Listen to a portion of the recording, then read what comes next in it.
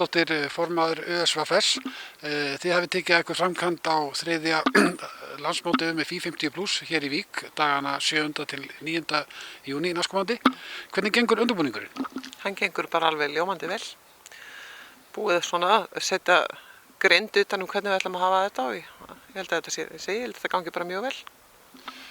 Undirbúningur, það í mörg horn að líta í undirbúningi á svona móti? Að sjálfsögðu. Það þarf að ákveða hvað á að gera og það þarf að ákveða hver á að gera það og í hvaða röð á að gera þetta og það þarf að skipuleggja keppnisgreinar og svo að sjálfsögðu líka skemmtunina því að við ætlum að skemmta okkur alveg óendanlega mikið þessa helgi.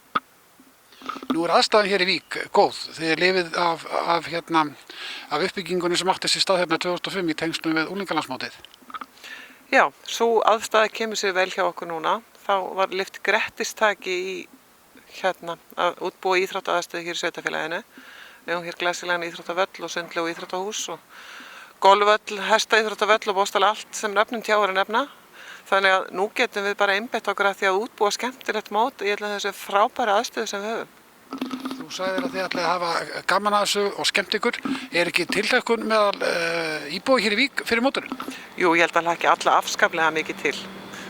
Okkur finnst gaman að taka á móti fólki og við vonumst til þess að fólk hafi gaman að heimsækja okkur. Svo þið eru bara ykkur hlakka til, þið eru vel stakk búin til að taka þetta mót. Er það búast við miklum fjölda? Við vitum ekkert hvað við erum að fara út í.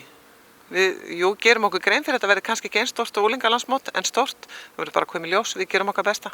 Nú hafa þessi mót til þess að verða að slá í gegn og mikið lánaði með þau. Verður ekki svo einnig hér í Vík? Það skulum við rétt vona. Þetta er þriðja mótið eins og sagðir áðan og okkur finnst mjög gaman að fá að taka þátt í að byggja upp þessi móti. Þetta er vissulega verið að byggja þetta upp, þetta eru byrjunarskrefin og vonandi bara halda þau áfram að stækka og verða fjölmennar og skemmtilegar eftir því sem árin líða. Ragnheiður, gangi ykkur vel. Takk fyrir.